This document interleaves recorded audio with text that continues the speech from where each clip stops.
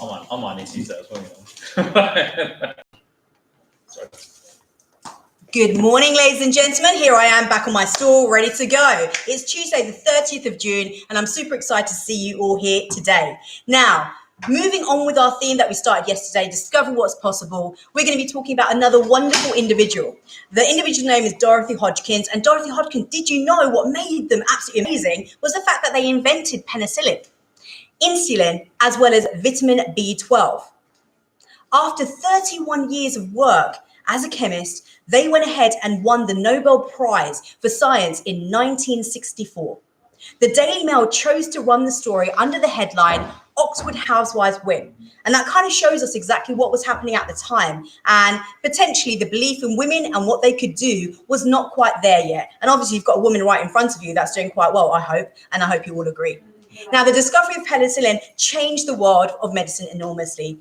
And actually, with its development, infections such as pneumonia, bacterial diseases, meningitis, before, what would happen is that they actually would go ahead and kill people, but now we can go ahead and treat people. Think about all of the millions of lives that are saved today just through the use of penicillin. Now, what I'm going to do is I'm going to go ahead and hand it over to Mr. McPaul. That's got some special messages for us, and I'm actually going to leave that. Okay. All right. Thank you. Okay, it's really lovely to be here today. And again, I'm doing an assembly based on kind of more historical and cultural matters. So I did one about VE Day, but today is about Stonewall because it's Pride Week.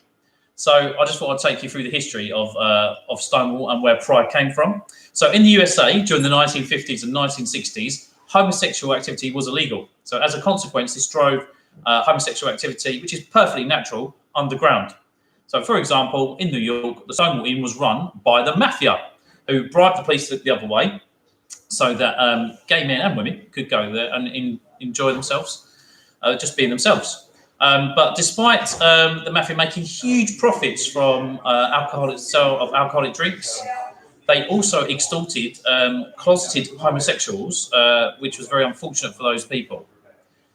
However, the police still raided the Stonewall Inn, even though that they had been bribed, and they arrested men in non-gender conforming clothing, charging them with solicitation of homosexual relations.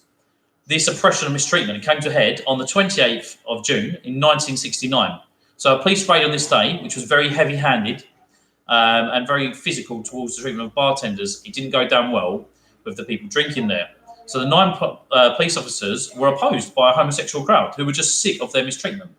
And having bottles thrown at them, the police had to retreat and lock themselves in the Stonewall Inn. Rioters responded by setting the bar on fire, and the police had to call for backup, which came. And luckily, no one died.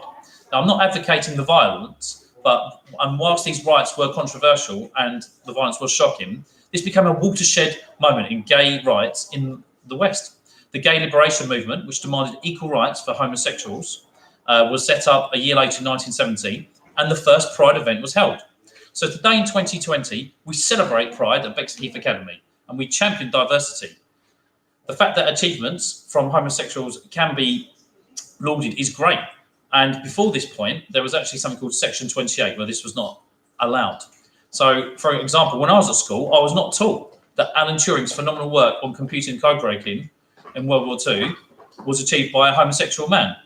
I was not taught that Richard the Lionheart, who led the Crusades, was a homosexual. That seems to be rubbed from the history books.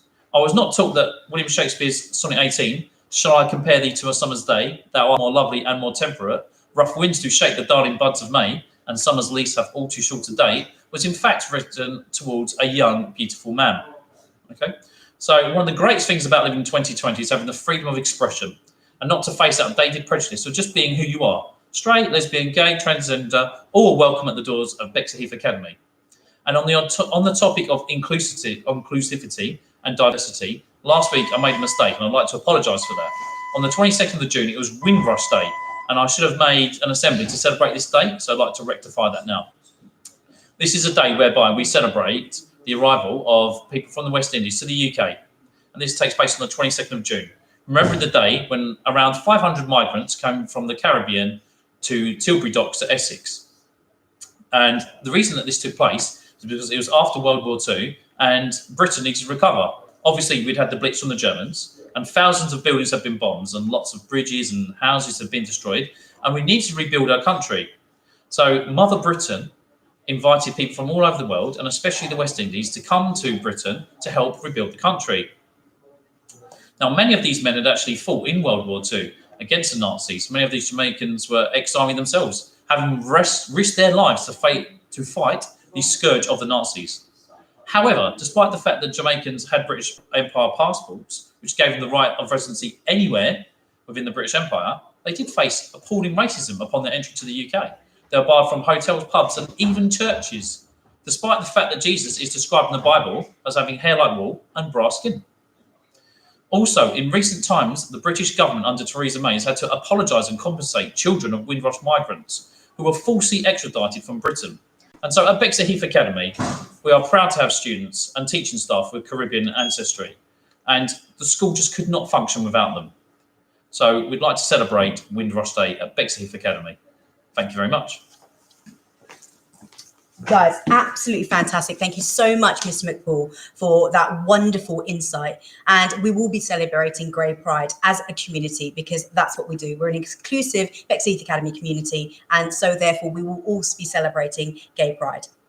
Now, moving on to birthday shout-outs. Now, 2 special birthdays today. We've got Dylan, who is 14 in year 9. Happy birthday to you. And we've got Joshua in year 10. Happy 15th birthday to you. Guys, as always, we're going to be staying safe. We're going to stay home where possible. We're going to maintain that 2 meter distance. I know the government has said 1 meter, but we're going to go that extra mile to keep safe and add that additional meter to our distancing.